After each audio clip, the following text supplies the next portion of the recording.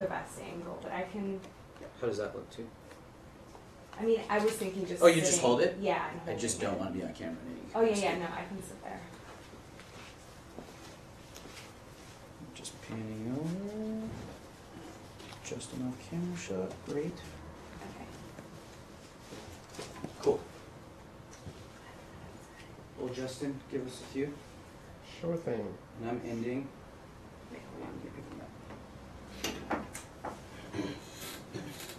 You did great that time. Where else do I go? Yes, you Okay. did. Perfect. Couldn't have had a better reaction. Got it. No, I got it. Yeah. No worries. I think that'll be a cool alt. With like you kind of like being a real life person. Yeah. Justin? Almost So you're going there. to pretend to be a live person. Yeah. Is this okay? That one's great. It'll be hard. Do you want me to Good luck. hit record on this one? Yeah.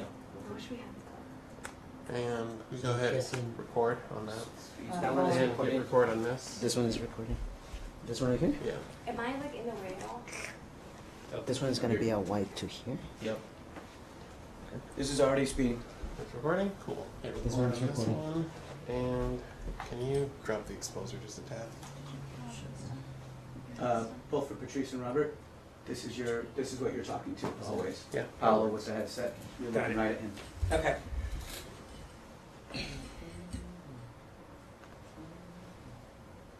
Perfect. You ready, technical We're director? now live. Yay. Action on. Hello, I'm Robert Greenwald from Brave New Films, and welcome to Brave New Conversations. We're thrilled today to have with us Patrisse, the author of this book that I'm going to be talking about a lot, with one of the great titles, When They Call You a Terrorist. We're also going to be talking about her work in co-founding Black Lives Matter and more.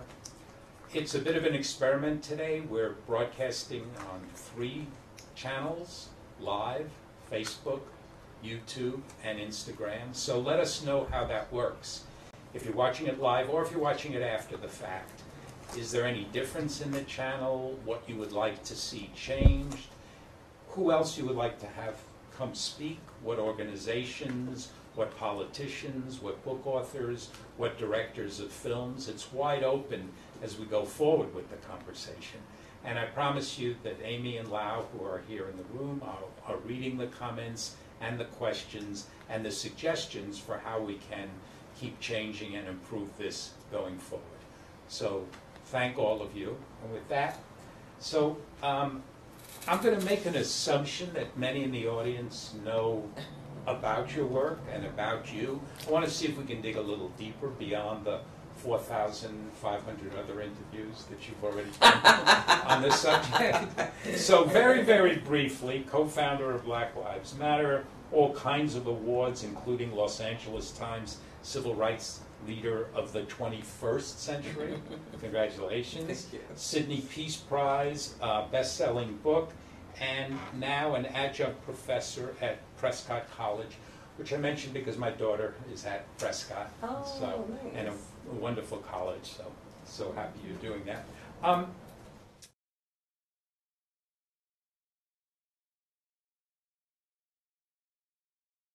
All around here, and it was such a moving and powerful experience reading your book, so thank you. Thank you. And people can order it, Amy, there's a link now that they can go to? Yes, there'll be a Okay. link on the live feed. So there's a link on the live feed. You can order it, and obviously encourage everyone to do. So what made you decide to do a book? Let's start with the easy question before we get the harder ones. I was actually approached at an event. An editor from Simon & Schuster first, said, "It looks like you got a book inside of you," and I kind of chuckled at her. This was in 2016, really the height of Black Lives Matter, and actually at the end of 2015. And I was not thinking about writing a book. I was thinking about challenging law enforcement, challenging state violence, and uplifting this political project that I had developed. But she kind of got my wheels turning, and so I started talking to a few people that I trust, saying, would it be, should I write a book? What do you think? And people were generally supportive, but I dropped the idea. And then when the officers were shot and killed in Dallas, Texas, and other protesters were wounded, and the media started to say that it was Black Lives Matter fault, I made a decision that I wanted to write something that could speak for, that could really change the narrative about Black Lives Matter, that can humanize who we are, and also create sort of a clarity around the history of what Black people have faced in this country. And I talked to two more friends, one of which was Asha Vendele, and she said, before I even finished saying I want to write a book, she said, I'm in, like, we're going to do this. And so that's the story. Yeah. Very, very glad, and I hope that it's achieving some of those goals, not that we can achieve them all. Yeah. So you talked about humanizing the people of Black Lives Matter, yourself including. So one of the many things that I was struck with in the book is you make it very clear that racism to black people is killing folks. Mm-hmm. It's not a kind of benign, yes, oh, maybe you're a little bit prejudiced. Yes. It's literally killing people. Yes. So talk about how you connect that up for a larger audience, and then things that all of us possibly can be doing about that. Well, I think it's important for people to understand that this country is built on a foundation of two things: stolen labor, so stolen people, and also stolen land. And in that DNA, all these years later, we've created entire systems that really denigrate and also eventually kill, whether that is by law enforcement violence or the healthcare system. Black people, black poor people, working people. And what I try to detail in the book is sort of give my own life experience, which is largely really painful experiences, but then relate them to what is happening historically, right? So really important that we understand Reaganomics and the impact it has on me as a child and my mother as a single mother. Really understand the impacts the Clinton administration and the Dems had in amplifying mass incarceration. That administration single-handedly created the monster of the system that I would have to deal with growing up when it comes to mass incarceration. And then eventually, looking at my brother in particular, who I would say has bore the brunt of this system and has been given no chances by the state and is eventually almost killed by the sheriff's department and completely neglected, given that he has severe mental illness. And so what I try and want people to understand, especially people of privilege and people of power, is that these are not, we are not just a set of unfortunate circumstances, but rather this is a system that has been created intentionally and strategically to harm and also kill black people in particular.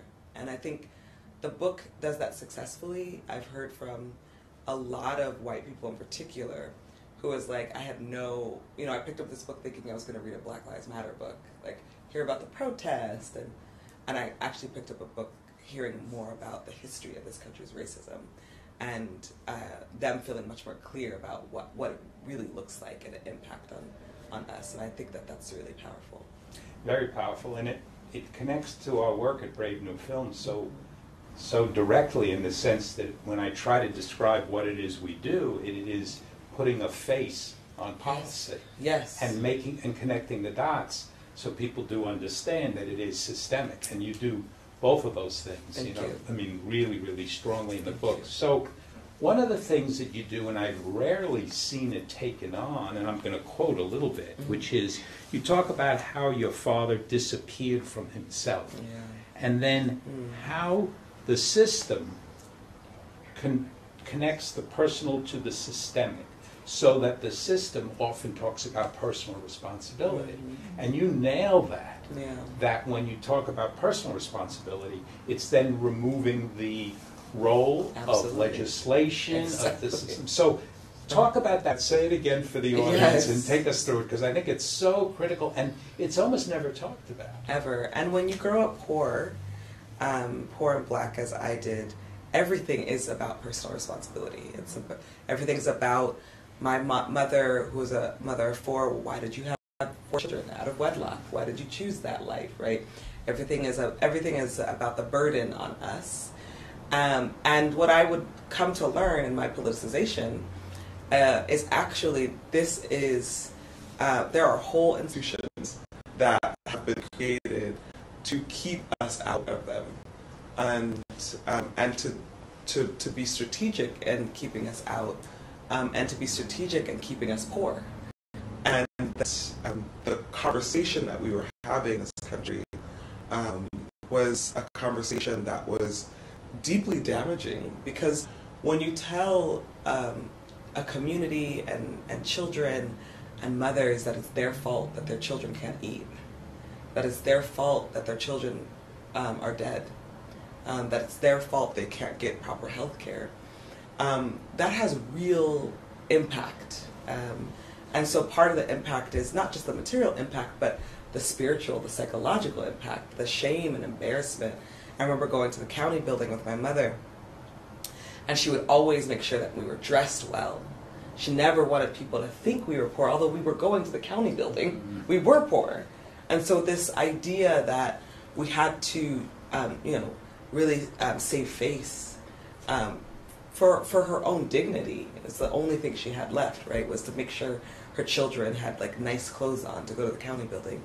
And that had, so much impact on me and her, I think, that even when I wrote the book and I gave it to her before, we published it so I can get her blessing, the first thing she said to me is, I don't want people to think that I was a bad parent. Exactly. And I just was like, Mom, like, literally you are a superhero. Like, you are a superhero. Like, nobody, unless they're an alt-right, a-hole, is gonna believe that you were a bad parent. Like, that's not actually what this means, but that's what happens. And I really wanted to identify that in the book. I wanted to identify that we have lived under multiple governments, including Obama administration, who has really pushed for this personal responsibility bit. Yes, and you also talk about, and this is just a continuation of this, that when one focuses on personal responsibility, there's no focus on the system Absolutely. that creates it. Absolutely. So it's a brilliant, in some ways, diversionary tactic, Absolutely. right? Focus there, make sure your mother feels bad, Mhm. make sure a mother whose child has been killed feels bad, Absolutely. and then there's no taking on of the system. Yeah. So on an organizing level, and for people out here watching who are involved, how do we more effectively make that pivot and connect those dots? So when I realized that it was a system, the pressure and the level of release I felt, that it wasn't about me having to fix myself or my family, was unbelievable. And that actually that my focus, I could turn myself towards this system and hold local government accountable for the harms that they've enacted against me and my family and my community. And I think part of the work that people can do, especially folks who are watching, if you're not an organizer, is to really think about the systems you live in. And this isn't just for people who don't benefit from the system we live in. People who do benefit from the systems you live in, you should be thinking about it even more and thinking about how you can challenge those systems. And once we think about that and realize how we challenge those systems, then we can recognize how we take those systems on and how we transform them. And that's the role of organizing work. That's the role. This book is not a book that is just about a set of experiences that I had. There's a reason why I always brought it back to the state. Because by the end of the book, I want people to be like, oh, I got to take on the state. I need to hold the state accountable. I need to look at my own local government. I need to look at my own county jail. Do I have an issue with my own police department? And really focus on changing those systems. And I think we collectively have to get to that place first. It's not always easy to believe that it's the state, because we've been brainwashed to believe it's ourselves, And we have to get to that place where we're like, actually, it's the system, and now these are the ways that I could take on this system, and these are the ways I could transform it. Yeah, I mean, some of it is personal, and a lot of it is cultural, with Yes. culture baked into economics, capitalism, Mm-hmm. bakes into so-called free enterprise, Mm-hmm. will make us believe that anything is possible for anybody. Absolutely, yes. Versus seeing how the overall really works and Yeah. the impact it has. So let's move from that a little bit towards the next or sort of connected piece, which is from a moment to movement. Yeah. And we were talking about this a little bit before. What is the role of movement at a time when clearly electoral politics have extraordinary impact? And I have the book here, This is an Uprising, and I Yeah. think Mark Engler, Yeah. Paul Engler, they came in, they were very articulate about the value and importance of movement building. Yes. And I don't think there's ever been a time in my 350 years where the balance between the movement piece and the political electoral piece was ever more complicated Yes. and more crucial. Yeah. Absolutely. I mean, let's just take it back to the beginning of BLM, where we heard so many elected officials, old civil rights guards members say to us, well, what are you doing? What's the goal? What's the policy? What's the plan? And I remember having to be like, to so many reporters, the plan is disruption. That is a plan. That is a strategy. That is a tactic. And we will disrupt until we feel ready and we feel like elected officials are ready to negotiate with us. Because if we started Black Lives Matter, protested for 3 weeks, and then went straight to the negotiating table, we would not be where we're at right now. And every great revolution starts with people on the streets.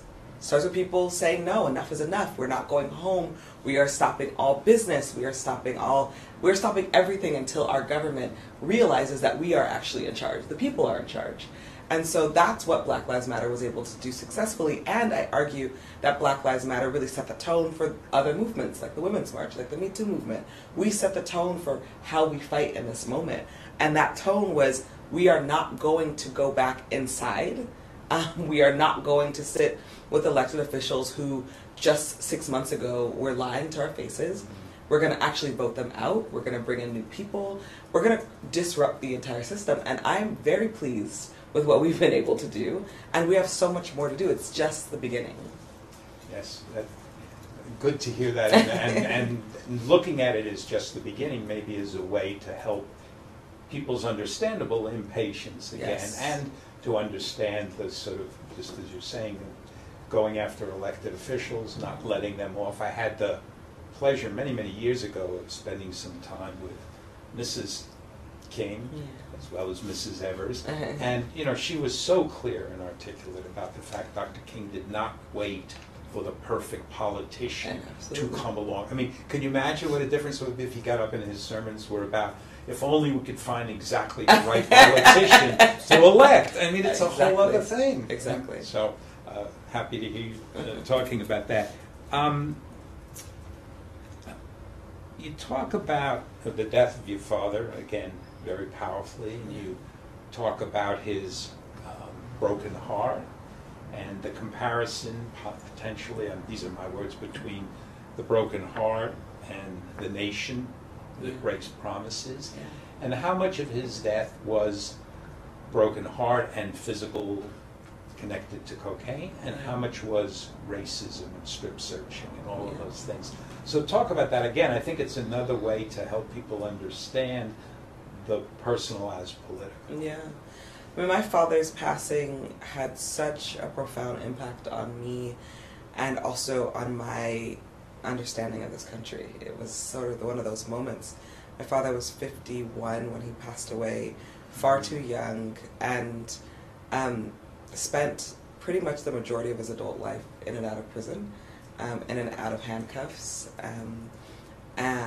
Never received the sort of treatment that he actually needed as a person addicted to cocaine, and tried really hard. He was an active 12-step member, and so which 12-step is very personal responsibility, but it was his path and what he needed, And I believe if he wasn't forced into cages for most of his adult life, he would be here. He would be living. I had to sort of come to a reckoning as well. It was the first time I lost someone that was so close to me, and clearly because of the war on drugs, that I had to reckon with that there's going to be so much more sacrifice, that our country wasn't in the place that I wanted it to be, not just for the sake of everybody else, but for the sake of my own beloved family. And so my father, and his life, and the later years of his life, he was actually becoming very active, becoming a very active organizer through me and the organization that I was in. And he was coming to meetings, and he was just in this place where he was clearly shifting, and he didn't get to live the fullness of his life out, because we live in a country that's not invested in the fullness of Black people's life. And that was a very, very hard realization for me. It was hard. It was hard. It was just hard for me to compute that. And I think what I also learned, with his passing, and also writing about it again. And I remember the day that I sort of went through the writing, because my father was a veteran, and he. So it means that he was buried in a cemetery with other veterans, and they did the taps for him, and they folded this huge American flag for me. And I remember the irony of me sitting there while they're burying my father, and they're folding this huge flag of this America that is such a big contradiction for my life. It's an America that I fight for and fight with on a daily basis. And I'm resentful because I'm like, I don't want a flag. I want my dad, and that they hand me this flag, and it took me years to sort of settle with being like, this is what I have. This is what I have left, and so many folks who've lost loved ones at the hands of the war on drugs, the hands of the state, and losing them far too young. I think we deal with the contradiction of, why are we still fighting for this place when it doesn't fight for us? But I think part of the fight for this place is because I want to raise my 2.5-year-old child believing in an America that will fight for him. And the only way I can do that is to fight for the America that I eventually will hope will come true. And a very beautiful and tall 2.5-year-old. I can attest based on very the tall. Video. So I want to go on to next step, some more, maybe more specific things, but a reminder of people, if you have questions, send them in now on Instagram, on Facebook, on YouTube, and someone will signal and we'll try to take some of them on. So I'm not a big believer in numbers as impactful. There's been a lot of talk about that now because of the horrors of the murder of the journalist, yes. right? And it's a good example, one person killed Yeah. versus what's been going on in Yemen, which has been forever. But it's the story of one person. So I tend to stay away from numbers, but you had a number in there that just, grabbed me by the throat. 4,800 barriers to re-entry in California. 4,800 in California. So tell us about, you don't have to list 4,800, but tell us about them and how you came to that number and what's being done to try to turn that around. Well, I've been doing work around ending mass incarceration probably since I was a child. I won't formally come to that work until I'm in my mid-20s. It's been the work I've been passionate about forever, because the carceral state, the police state, and the incarceration state those two apparatuses have completely shaped my life. I mean, I've spent most of my childhood and adulthood visiting a loved one in some sort of lockdown institution, whether that's a psychiatric institution or jail or a prison, in Los Angeles and in the state of California. And as I were to, get older and start to understand the California prison system, and another strategic institution that had, used black and brown and poor bodies to fill up cells, I realized just how painful it was to have someone go inside, and how equally tragic it was to have someone come home. Because what ended up happening, or what happens, is no family is equipped to bring someone home. No family is equipped, because most of what happens to people inside, we don't know. We don't know what happens to people inside. We know it's traumatic. We know for some people it's akin to torture. And so we have literally millions of human beings coming back home who've just been impacted by serious trauma.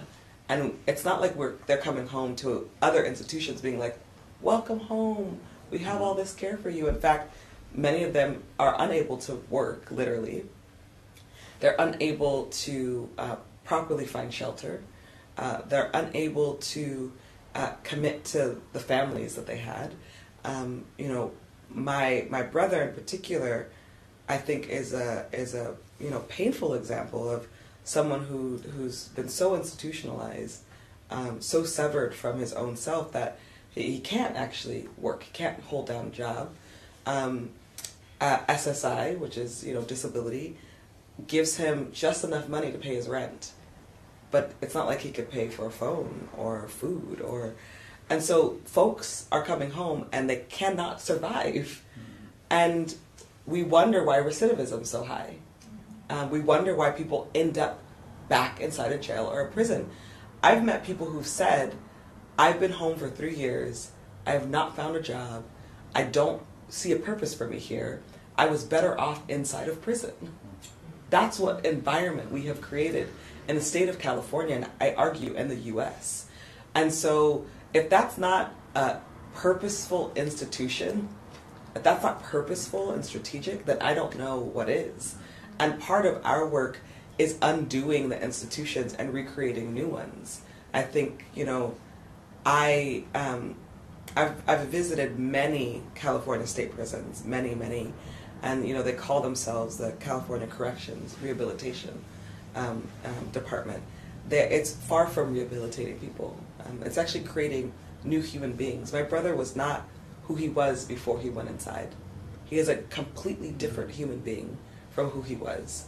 And that human being is a human being who's been severed from himself and severed from his family. And we, the families, are forced to bear the burden of really trying to bring our family putting our family members back together again. And not all families can do that. And so then we end up having a homeless crisis. This is all very much connected, and I think it's the burden's on us, those of us who haven't been in cages, to really think more thoughtfully about what that looks like. Yeah, the notion of being separated or cut off from yourself and stuff, again, very powerful, and it relates a little bit to some of the work we've done with Father Greg and Homies, where we did a film and worked with them, and they now have a therapy program. Great. As part of it, 45 volunteer therapists. That's amazing. And Father Greg said originally they believed a job and food was enough. Nope. But it's not, because they need to connect to the self that's been deformed by these experiences. Yeah, I mean, folks are verbally, physically, psychologically, and spiritually abused every single day. They're told they're not worthy. They're told they're pieces of crap. They're told all these very terrible things about themselves. And then we expect them to come home and have self-confidence and self-worth. No, it doesn't work that way. Yes, well said. I'm being signaled there's a question. Yeah. I see my eyes going to Amy. So. A few questions have come in, and two are kind of similar, so I'll put them together. Can you explain the difference between organizing and activism? Sure can. And then, along with that, how do we get away from simply reacting to building and creating change, like specifically when it comes to social media? Good. So everyone can be an activist, and I encourage everybody to be an activist. That means you are socially aware, you're conscious, you're interested in learning more about what's going on in the world and social issues, you sign a petition, you go to a protest, you'll go to a community meeting, and you generally are living your life wanting to make sure that the world is a better place. An organizer is actually shaping the vision and building the strategy and building the tactic that the person that put the meeting on, the reason why that meeting exists, they're the person developing the set of demands that are going to go up against the local government official. They're the person that's helping build the institutions that are going to take on the terrible institutions. And so there are two very different job descriptions. There's a science to organizing. There is a clarity to organizing, and there can be bad organizing. Not all organizing is good organizing. And so it's really important that people understand that. Some key books that you should read outside of my book is Charlene Carruthers' book called Unapologetic. And it is I think it's our current generation's rubric on organizing and why we should organize and how we should organize and how we should be thinking about the theory of organizing. The second question about not being reactive. Well, it's, this is a philosophical question because human beings are reactive. It is in our reptilian brain to be reactive. But part of what we need to do and learn is how are we responsive without being reactive, because I think we need to be responsive. For example, Black Lives Matter was a response. And we also had reactions, but Black Lives Matter became a response to a much larger cry against white supremacy. And then I think part of the work of social media, or part of our work, is to understand that social media isn't the end-all be-all. That we probably can't have the best political debates on social media. We should just probably understand that. That we can get a lot of people and mobilize people through social media, but we're not going to organize people through social media. We're not going to retain people through social media. And that social media is one of many tools to get us to the promised land, right? And that this tool might not exist in 15, 20 years. We don't know where technology is going, but that the work that we should be doing is focusing on the larger vision of what we want and what tools are going to get us there. And social media sometimes could be a tool that's very, very useful for us, and also could be a tool that can be completely damaging. And we have to make that assessment along the way. How much more time do we have? Well, 10-minute mark. 10 minutes, okay. So we've got about 10 minutes left. So one thing a couple of things, but you talk in the book, and this phrase really grabbed me, and in fact, you've inspired what's going to be a video that we're going to be doing, we'll announce here today, fits the description of. But fits the description of is only applied to people of color. Absolutely. It's never been applied to white people, right? I mean, think of the shootings, Yes. think of the murders, think of the violence committed by young white men. Yeah. Have we ever seen a roundup Never. of that? So and I'm inviting the audience to email and give us, or text, give us your suggestions, because Jay is literally just started on this. What would it look like if Fits the Description was a roundup of young white men, 17 to 21 and 22? How do we bring that into a video? So That's brilliant. Thank you. Well, thank you for bringing it up, and talk a little bit about it. Well, it's so fascinating, the Fits the Description of, because it's the phrase I've heard my entire life. Mostly for black men and boys, but also for black women. But I remember the first time I ever experienced the Fits the Description of was witnessing, the young boys in my neighborhood be patted down in the alleyway.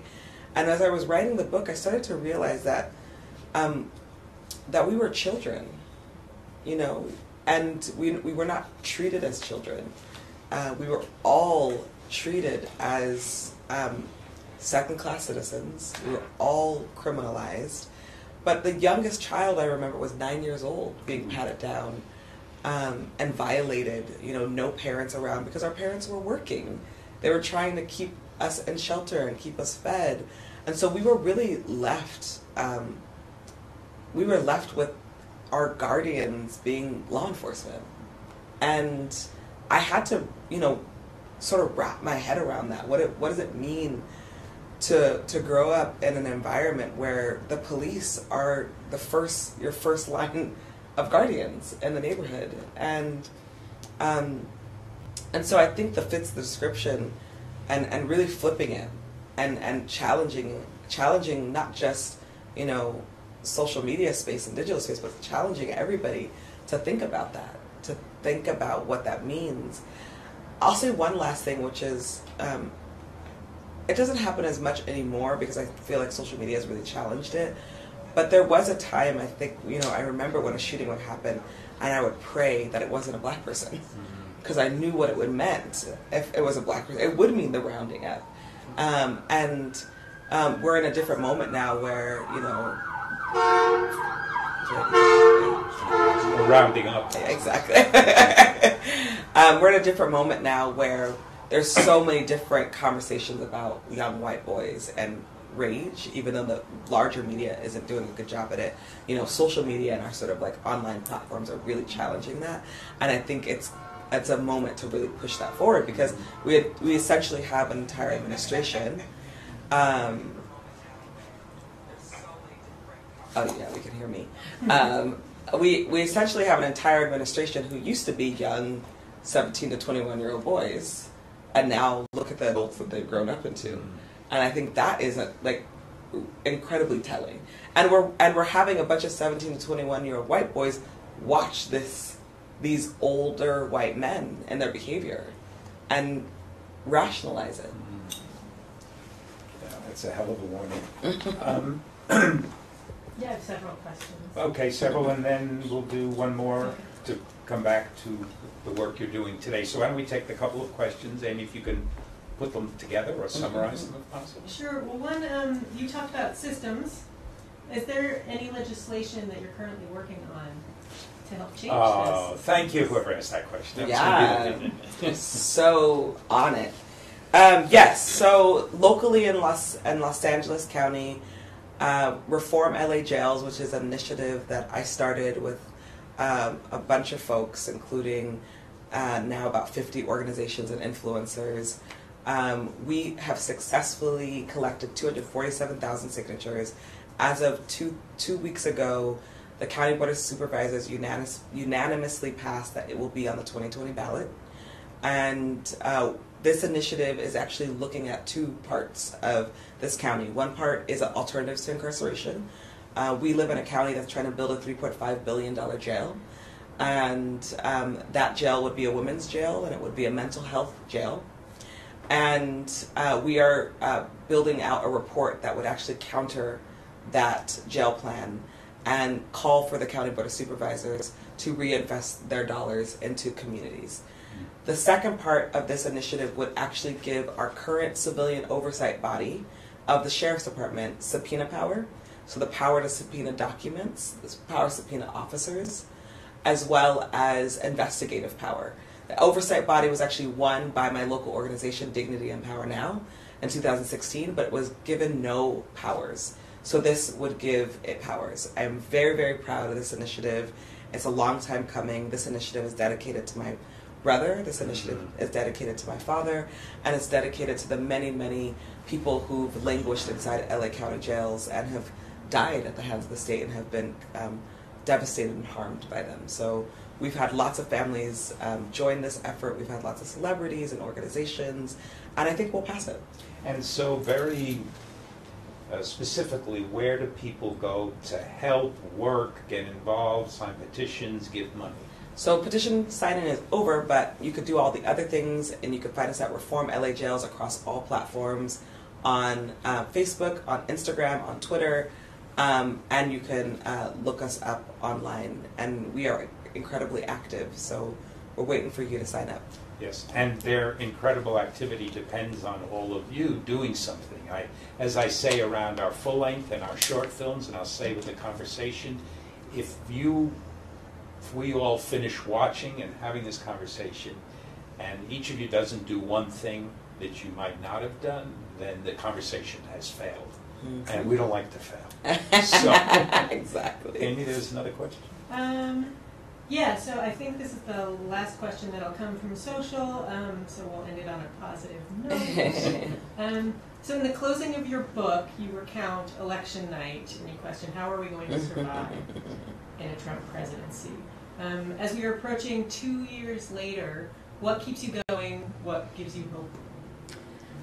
I was incredibly depressed, like a lot of us were, election night and the weeks following, and very convinced that I was actually leaving the country and figuring out how to do so. But I decided about a month in that I was going to stay, and that I was going to commit to this movement and recommit to this fight, and that was the only way that I was going to feel sane, and that has been the case. Our movement gives me I have so much pride to be a part of this movement. It helps orient me. My child and my family. I'm also an artist, and art really grounds me in why we even exist here as human beings, and community. I've done more community engagement, as in just like hanging out with my friends, listening to live music, going to work out, just taking care of myself and being with my family has really reminded me, like, he can't steal my joy, and that administration can't steal my joy. Well, thank you for not getting your passport and going abroad. If you get tempted, let us know. Someone will come up and take the passport away. We're happy you're here. We want you here. And again, I encourage everyone to do a couple of things. One is buy and read the book. It's powerful. It's emotional. It's not like homework or spinach. You know, I mean, it's the real. It's the real thing. And please follow Patrisse's lead in the work she's doing. There are many, many opportunities, and we need everyone's help for the fight ahead. And of course, everyone watching has already registered and has done early voting or is about to vote or will vote. So make sure that happens. Thank you all.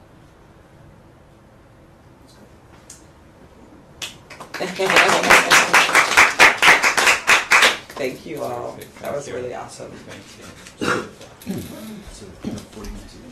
Someone text me, I'm loving this